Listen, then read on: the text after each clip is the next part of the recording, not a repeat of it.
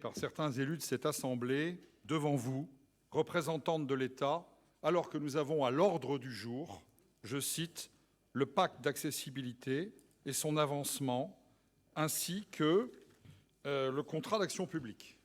J'ai remarqué qu'un certain nombre de collègues profitaient de cet important dossier pour faire état de règlements politiciens au sein de leur majorité.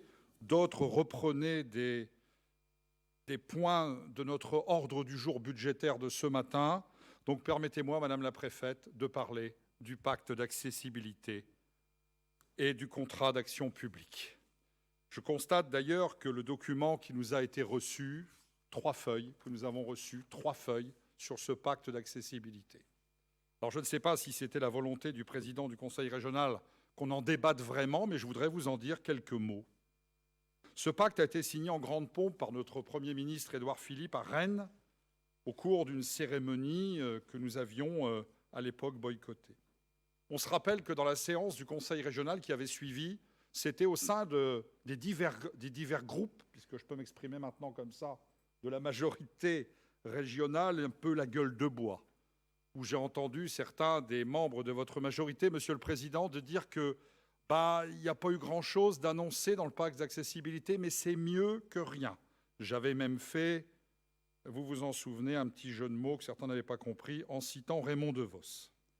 Dans la réalité, c'est un énorme camouflet pour vous, Monsieur le Président du Conseil régional, parce que l'engagement de l'État, à l'époque, était extrêmement faible.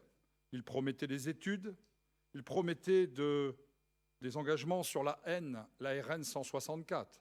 Enfin, la RN 164, on a cité tout à l'heure le général de Gaulle. Oui, le général de Gaulle.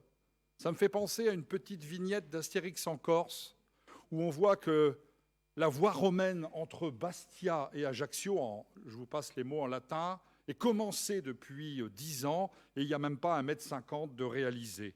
De qui se moque-t-on quand on parle de cela?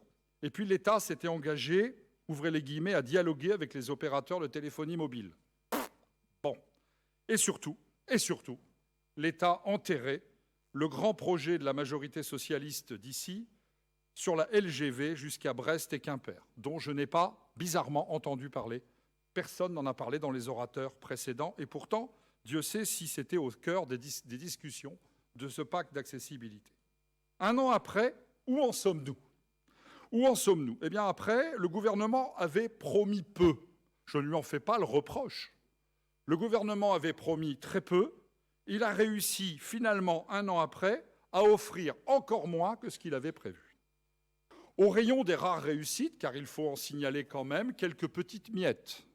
Quelques petites miettes comme le transfert des parcelles de l'aéroport de Saint-Jacques, important, c'est vrai, suite à l'abandon du projet de Notre-Dame-des-Landes, et le financement de la phase 2 du programme Bretagne haut débit, mais rien d'autre. Les abandons, au contraire, sont légion. L'internationalisation de l'aéroport de Brest, on l'a dit, tout indique que Air France supprimera la liaison avec Amsterdam, annoncée seulement il y a 8 mois. Sur les ports de Brest et de Roscoff, le gouvernement avait promis leur inscription au réseau transeuropéen de transport. Dans les faits, ceci a pris énormément de retard. Sur l'amélioration, j'en ai parlé tout à l'heure, de la desserte de Brest et de Quimper depuis Paris, il est indiqué dans le très petit document que nous avons sous les yeux que cela reste un objectif. Un objectif. Monsieur le Président du Conseil régional, permettez-moi de vous dire que ce pacte d'accessibilité est un camouflet pour vous et pour votre majorité, et Madame la Préfète l'a confirmé tout à l'heure. Sur le contrat d'action publique, nous sommes au Rassemblement national totalement dans l'opposition avec celui-ci. Le pacte girondin, nous sommes opposés au pacte girondin. Nous sommes opposés au projet de loi des 3D parce que nous considérons, je l'ai déjà dit ici dans cette Assemblée, que c'est l'État le meilleur acteur pour l'aménagement du territoire. Et d'ailleurs, Monsieur le Président du Conseil régional, vous obtenez aussi très peu dans ce domaine. Parce que nous l'avons vu ce matin, sur la différenciation, sur l'expérimentation, en fin de compte, vous obtenez des miettes de la part du gouvernement. L'État a fait complètement marche arrière.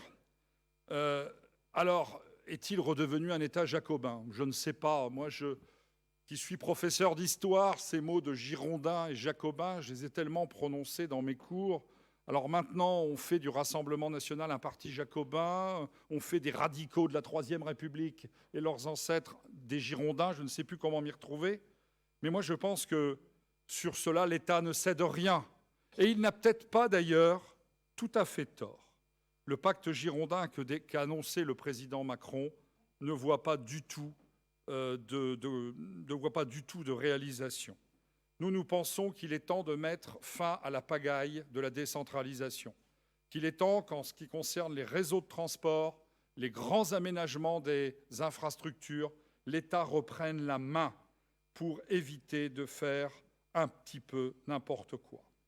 Voilà, je pense que la montagne a accouché d'une souris et que tout ceci n'ira pas très loin, même dans ce projet 3D, parce que l'État reste l'État, et j'en suis bien content. Merci à vous. Merci à vous.